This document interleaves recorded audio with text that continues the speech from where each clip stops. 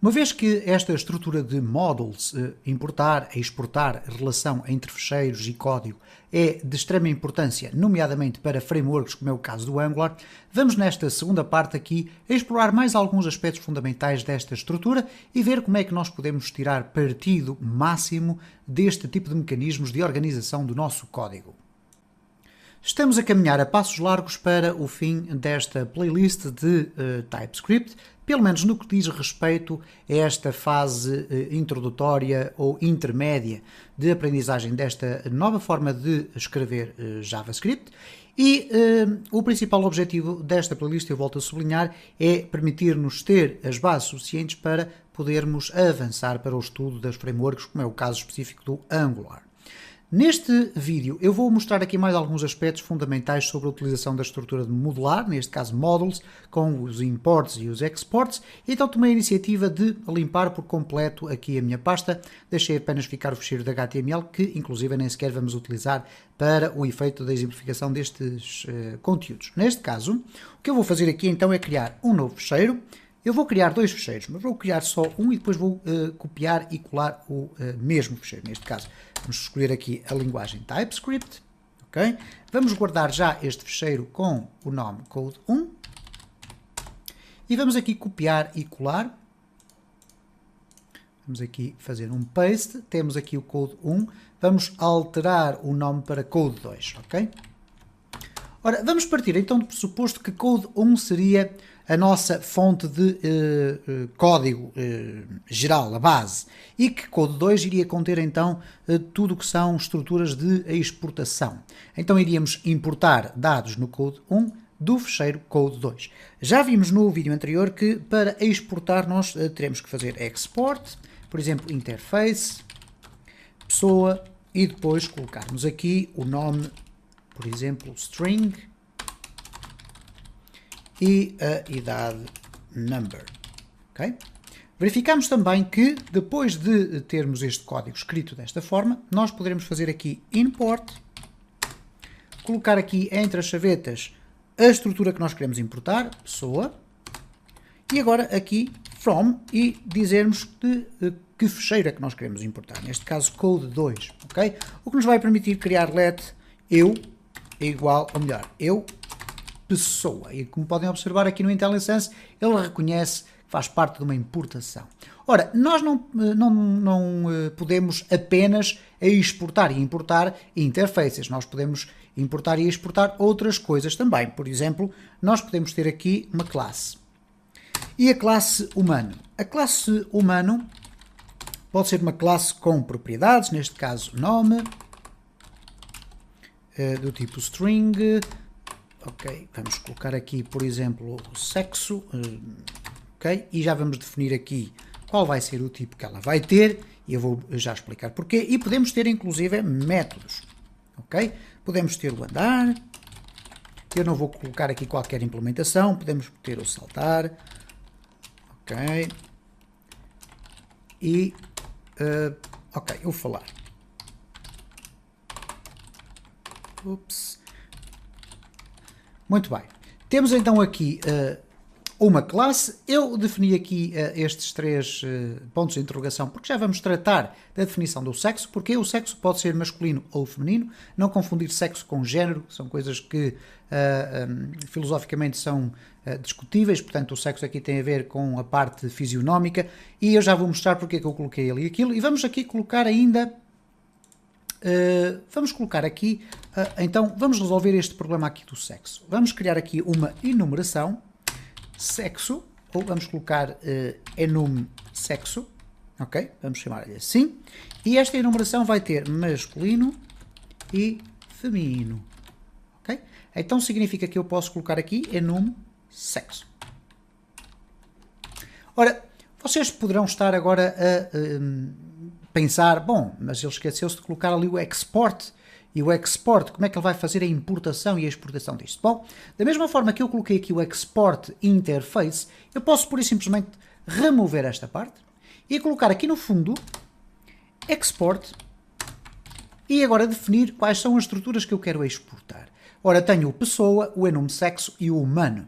Vamos só exportar o pessoa e o humano. Então vamos colocar aqui pessoa, vírgula, humano. Ok? Então temos a exportação feita.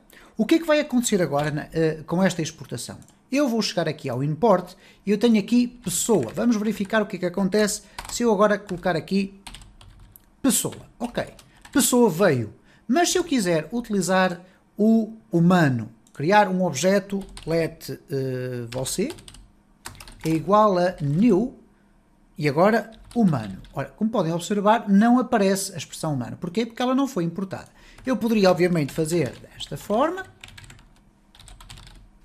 Okay? E agora já tenho a possibilidade de criar um objeto a partir da classe humano, mas também podemos fazer desta forma. Vamos colocar aqui pessoa, vírgula, humano. Ok? Tranquilo, não há qualquer problema. Nós exportamos aquelas duas estruturas, fomos importá-las deste lado. No entanto, vamos ter aqui um pequeno problema relativamente ao humano. Porquê? O humano tem uma estrutura aqui que é do tipo de uma enumeração e que é o sexo. Reparem que se eu colocar aqui você, ponto, eu tenho aqui os métodos, andar, falar, saltar, tenho o nome e tenho o sexo. Eu aqui no andar tenho então um método, no falar também vou ter um método, vamos aqui mostrar um método, ok? Vamos ter aqui depois o nome, ok? O nome é uma propriedade, é do tipo string. E vamos ter aqui o sexo, que é do tipo enum sexo. Ok, vamos verificar se ele vai funcionar. É igual. E agora, o que é que nós vamos ter que colocar aqui? Enum sexo, ok? Mas não aparece. Ora, não aparece isto da mesma forma que não apareceria o humano se eu não tivesse colocado ali o seu import. Portanto, eu tenho que colocar aqui enum sexo, ok? Mas, porquê é que ele está a aparecer aqui como um erro? Porque ele não foi exportado. Portanto, nós devemos ter sempre o cuidado de exportar as estruturas que nós queremos utilizar, ok? Então, nesta feita, agora já vamos ter aqui o desaparecimento do erro e reparem que já temos aqui o enum sexo, ponto, ok? E vamos ter aqui, porque é que ele não apareceu? Vamos ver aqui, ok. E reparem aqui está enum sexo com letra maiúscula ali no S e, portanto, nós devemos ter atenção a essa circunstância. Portanto, temos aqui enum sexo, ponto, feminino ou masculino, ok? E, portanto, tudo isto é extremamente interessante e podemos utilizar desta forma. Uma outra forma de nós podermos importar todas as estruturas, e nós vimos aqui que temos várias estruturas a serem exportadas, elas podem ser exportadas desta forma, da mesma forma que eu posso explicitamente colocar o export antes de qualquer uma delas e deixar outras sem serem exportáveis, e portanto é tranquilo dessa forma, mas neste caso aqui estamos a exportar um conjunto de estruturas. Se nós tivermos, por exemplo, 20 ou 30 estruturas diferentes, torna-se fastidioso estar a colocar aqui todo o nome delas, ok? Então o que nós podemos fazer é outra circunstância muito interessante, que é importar tudo. Só que neste caso, o que nós vamos fazer é colocar aqui um asterisco, import asterisco, e agora, reparem como está aqui a gerar um erro, porque ele diz-me assim, ok, importar tudo a partir do fecheiro code2. E, portanto, poderia ser algo que faria sentido. No entanto, o que nós vamos ter que fazer aqui é colocar um aliases, aquilo que se chama um has. O has significa importar tudo como um determinado nome, a partir do fecheiro code2. E esse nome é que vai centrar ou concentrar dentro de um pacote todo o tipo de importações ou de estruturas que estamos a importar. Então, se eu colocar aqui import as code from código 2 ou de code 2, o que vai acontecer agora para eu poder utilizar estas estruturas que aqui aparecem é colocar aqui simplesmente code, ponto, e agora temos então acesso àquelas funcionalidades. O que quer dizer que nós, obviamente aqui terá que levar code, ponto, ok, e aqui code, ponto, enum sexo, etc. E, portanto, isto para nós percebermos o grau de maleabilidade existente neste mecanismo de import e export. É óbvio que existem muito mais informações relacionadas com este tipo de estrutura que nós podemos consultar na documentação do TypeScript. No entanto, uma vez que se trata de um conjunto de informações que poderão eventualmente não ter grande importância nesta fase inicial de estudo do TypeScript, eu não vou estar aqui a massacrar com esta ideia. O que é importante, de facto, é nós percebermos basicamente como funciona o modelo de importação e exportação. Já agora vamos fazer aqui uma pequena experiência. Eu tenho aqui uma nova pasta onde coloquei até aqui duas cópias de ficheiros, ok? Eu vou criar um novo ficheiro e aqui é uma experiência pura e simples. O que é que nós vamos criar aqui? Vamos colocar aqui lang TypeScript, ok? E vamos colocar aqui um código de export, vamos colocar aqui uma interface, animal, ok? Vamos colocar aqui espécie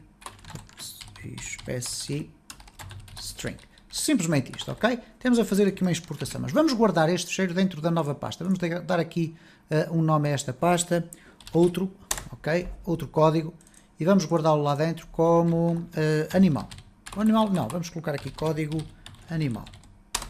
Ora, significa isto que se eu agora quiser importar para aqui, vamos fazer o teste desta forma. Import asterisco as code 2 ou code animal, pode ser assim. Não, vamos colocar aqui só C. Mas aqui o que é que nós vamos ter que fazer? Obviamente vamos ter que colocar a pasta outro, ok? E será assim ou não?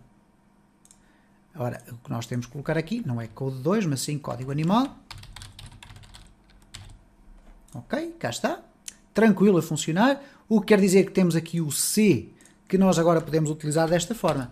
Let animal é do tipo C.animal, ok? Sendo que animal já existe dentro de um ficheiro que está numa outra pasta. Portanto, muito importante percebermos a forma como estas estruturas funcionam. Obviamente que eu poderia ter feito mais simples. Aqui, uma vez que só temos uma estrutura no código animal, que é esta estrutura interface animal, eu poderia simplesmente fazer o seguinte, colocar aqui animal, que às vezes também é uma forma de nós podermos claramente observar quais são as estruturas que estamos a importar, ok? Aqui falta o from, okay? E aqui já não vou ter que utilizar o C, eu simplesmente terei que utilizar animal. No entanto, há aqui um problema que nós devemos ter em conta, que é a existência eventual de nomes repetidos em diferentes ficheiros de código. Algo que eu penso que o sistema de namespaces poderá vir a resolver. Se gostaram deste vídeo, deixem o vosso like, deixem também o vosso comentário e a vossa sugestão na área dos comentários e partilhem este canal nas redes sociais para que esta comunidade possa crescer ainda mais.